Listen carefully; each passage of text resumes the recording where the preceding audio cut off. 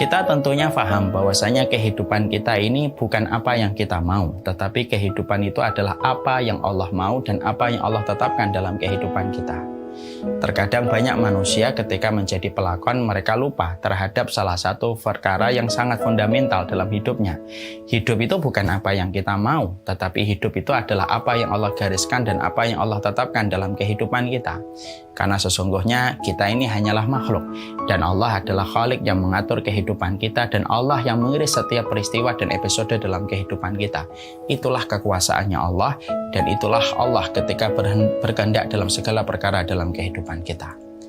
Ketika hidup itu bukan apa yang kita mau, disinilah kita sadar angin terkadang tidak bertiup sesuai dengan kehendak hati kita. Kadang-kadang kita ingin angin bertiup pada kehidupan kita ke utara, tapi ternyata angin ditetapkan oleh Allah bertiup ke arah selatan. Kadang-kadang kita ingin angin itu bertiup ke arah barat, tetapi angin yang ditiupkan oleh Allah ke arah timur. Disitulah kita paham, disitulah kita ngerti. Hidup itu miliknya Allah. Hidup itu bukan miliknya saya, bukan miliknya kamu, bukan miliknya antum, tetapi hidup itu adalah miliknya Allah. Dan inilah yang menjadikan kita harus mengerti. Sekali lagi, Allah yang menciptakan kehidupan kita, Allah yang memberikan seluruh hal yang kita butuhkan selaku manusia, dan Allah memberikan apapun yang dibutuhkan makhluk. Ketika Allah menggariskan bahwasanya hidup dan matinya kita selaku manusia itu miliknya Allah.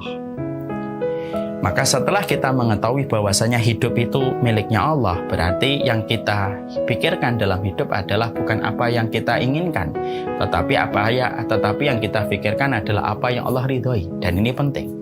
Dan di antara hal yang kita harus pahami di sisi yang lain dalam kehidupan itu apa? Sesungguhnya kehidupan seberat apapun yang kita rasakan, tentunya kita paham karena hidup itu miliknya Allah, maka pasti ada Allah dalam setiap problematika yang kita hadapi selaku manusia, karena Allah itu yang menciptakan kita, Allah yang memberikan kehidupan, Allah yang menggariskan kematian. Berarti apapun yang terjadi antara kehidupan dan kematian, berarti Allah itu ada dalam kehidupan setiap manusia. Makanya salah satu di antara hal yang besar yang harus dilakukan kita dalam kehidupan itu adalah menyadarkan kembali pikiran kita bahwasanya ada Allah dalam setiap titian kehidupan kita. Bahwasanya ada Allah dalam setiap episode kehidupan kita. Karena siapapun yang mereka mengetahui dan mengimani bahwasanya Allah itu ada dalam kehidupan mereka, orang yang paling tenang dalam kehidupan mereka itu adalah orang yang mereka itu selalu yakin bahwasanya Allah bersama dengan mereka. Mari kemudian kita pahami salah satu kisah indah, yaitu adalah ketika kita menjumpai Rasulullah Shallallahu Alaihi Wasallam. Ketika dalam satu peperangan Rasulullah Shallallahu Alaihi Wasallam, kemudian ketika lagi kelelahan dan keletihan. Ketika beliau sedang berada dalam kelelahan dan keletihan, tiba-tiba ada seseorang yang sangat terkenal dengan kebengiasannya. Namanya adalah Daksur. Daksur melihat dan menjumpai Nabi sedang beristirahat di bawah satu pohon. Maka kemudian Daksur mengendap-endap dengan pedangnya yang sudah terkenal bagaimana track recordnya Daksur ketika membunuh banyak orang di medan peperangan. Dia mendekati Rasulullah, lalu kemudian dia mengacungkan dan menghunuskan pedangnya kepada Rasulullah. Lalu dia berkata, "Siapa yang akan menghalangi kamu dari pedangku ini, wahai Muhammad?" Rasulullah yang saat itu sedang istirahat karena kelelahan di dalam peperangan, Rasulullah kemudian tersentak sebentar, lalu melihat Daksur. Lalu kemudian segenap langsung Daksur, ketika Rasulullah melihat Daksur sudah menghunuskan pedangnya dan siap untuk mengebaskan pedang itu kepada beliau, maka pertanyaan itu dijawab oleh Rasulullah dengan tenang, tetapi penuh dengan keimanan. Yang akan melindungi aku adalah Allah Subhanahu wa Ta'ala. Kata-kata yang disampaikan Nabi bukan kata-kata lip service. Kata-kata yang diucapkan Nabi ini bukan kata-kata yang hanya terukir di lisan, tapi kata yang terendap di bawah bulu bilik hati, lalu terangkat ke lisan dan menggetarkan ketika diucapkan. Daksur ketika mendengar kalimat Allah yang diucapkan oleh Nabi Muhammad, kalimat yang dia ingkari dan dia berbuat syirik kepada Allah yang diucapkan Rasulullah itu, maka tergetar itu kemudian tangannya Daksur dan kemudian jatuhlah pedangnya Daksur. Saat itu pula dipegang oleh Rasulullah, diambil pedangnya dan diucapkan kembali oleh Rasulullah kepada Daksur, "Siapa sekarang yang akan melindungi kamu dari pedang ini?"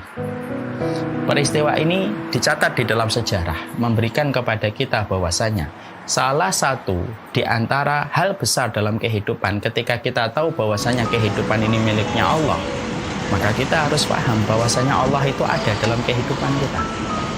Setiap problematika yang dihadapi oleh manusia ketika manusia itu telah beriman kepada Allah, selama mereka mengimani bahwasanya Allah itu ada, maka pasti setiap masalah yang dihadapi itu akan diselesaikan oleh Allah. Bahkan ucapan seorang Nabi Muhammad ketika mengatakan kepada Da'sur yang telah mengancamnya di hadapannya dan akan siap untuk mengayunkan pedangnya, dan dia terkenal dengan track record dengan kekejaman dan kebengisannya, ketika Nabi mengucapkan Allah yang datang dari bilik hati yang paling dalam, terangkat dengan jiwanya, tergores kemudian terpancar dalam ucapannya, menjadikan Da'sur itu kemudian akhirnya jatuh pedangnya, dan menjadikan akhirnya kita mendapati sebuah pelajaran besar ketika pada saat itu kita mendapatkan episode ini dari Rasulullah. Allah itu adalah sumber kekuatan dalam kehidupan setiap manusia. Selama manusia tahu bahwasanya Allah adalah sumber pertolongan dalam kehidupan kita selaku makhluk yang lemah. Ini yang kemudian harus kita pahami. Dan ini tidak boleh menjadi bahasa normatif, tapi ini harus menjadi bahasa yang terasah kuat di dalam hati, tertancap kuat di dalam jiwa, dan menggetarkan ketika diucapkan. Banyak orang yang mereka itu bisa mengatakan Allah dalam setiap perkara, tapi bisa jadi di dalam realisasinya dia tidak menghadirkan Allah dalam apa yang dia jumpai dan apa yang dia dapati. Ucapan Allah hanya sekedar lip sync. Bukankah orang munafik juga meyakini ada Allah? Bahkan mereka bersumpah atas nama Allah, ittakhadhu aymanahum junnatan fasaddu an sabilillah.